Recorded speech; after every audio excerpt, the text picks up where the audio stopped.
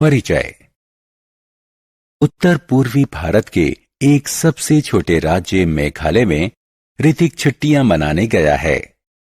ऋतिक को उस राज्य में बने मकानों ने बहुत आकर्षित किया।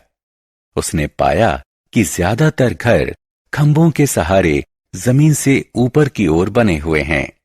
वह इसका कारण अपनी मां से पूछता है तो उसकी मां उसे समझाती है कि इस राज्य में हर साल भारी मात्रा में बारिश होती है। इस बरसाती पानी को घरों में घुसने से रोकने और घरों को नुकसान से बचाने के लिए इन घरों को बांस की इन बल्लियों के ऊपर बनाया जाता है। दुनिया भर में पाए जाने वाले अलग अलग प्रकार के घरों के बारे में जानने के लिए ऋतिक बहुत उत्सुक है। तो चलिए हम घर के बारे में विस्तार से चर्चा करते हैं। आओ सीखें। घर को परिभाषित करना। अलग अलग क्षेत्रों में पाए जाने वाले भिन्न भिन्न प्रकार के घरों का वर्णन करना। एक अच्छे मकान की विशेषताएं बताना। प्राकृतिक आश्रयों को परिभाषित करना। जल निकासी व्यवस्था को परिभाषित करना और घर की सुरक्षा और सफाई व्यवस्था के महत्व का वर्णन करना। मकान किसे कहते हैं? मकान एक इमारत या स्थान होता है जहां लोग अपने परिवार के साथ रहते हैं। हिमाच्छादित क्षेत्रों में घर। अलग अलग स्थानों के घरों में अलग अलग अंतर होते हैं। जिन क्षेत्रों में भारी मात्रा में हिमपात होता है उन क्षेत्रों में घरों की छत ढलानदार होती है। ढलानदार छतें बर्फ को छत पर जमा होने से रोकती हैं।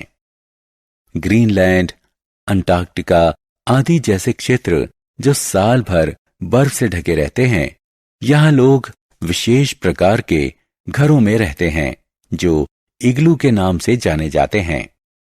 इग्लू अर्धगोलाकार होते हैं और जो बर्फ के टुकड़ों से बने होते हैं। पहाड़ी क्षेत्रों में घर। पहाड़ी क्षेत्रों में घर लकड़ी के बने होते हैं।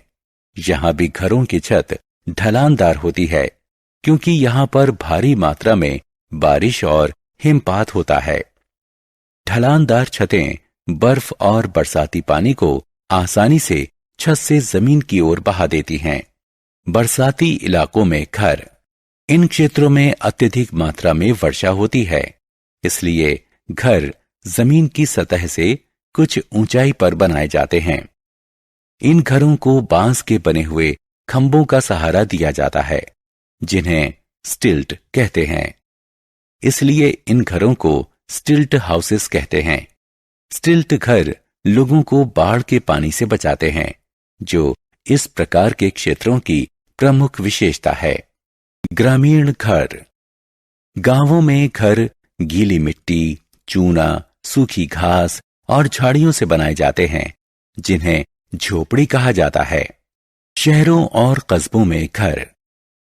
कस्बों और शहरों में घर ईंट और सीमेंट से बनाए जाते हैं। यह एक मंजिला या बहुमंजिला होते हैं। इन बहुमंजिला इमारतों में अलग अलग प्रकार के परिवार रहते हैं। अच्छा घर। घर छोटा अथवा बड़ा हो सकता है। एक अच्छा घर वो होता है जो हवादार हो, जहां पर्याप्त सूरज की रोशनी आती हो, जिसमें खाना पकाने का अलग स्थान हो, जिसमें सोने के लिए अलग स्थान हो, जिसमें स्नान घर और शौचालय अलग से हों, जिसमें मेहमानों के स्वागत के लिए एक अलग स्थान हो। प्राकृतिक आश्रय। आदि मानव घर नहीं बनाते थे। इसकी जगह वो प्राकृतिक आश्रय स्थल जैसे गुफाओं, पथरीली दरारों आदि में रहते थे। यह आदि मानव को खराब मौसम की स्थिति, जंगली जानवरों आदि से सुरक्षा प्रदान करते थे।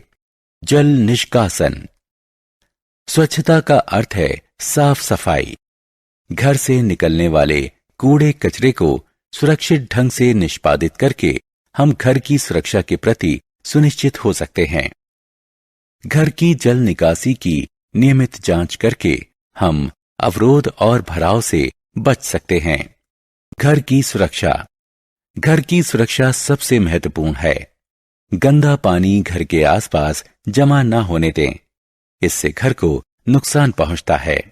ऊपरी टैंक से होने वाले रिसाव को डार्ट लगाकर बंद कर देना चाहिए।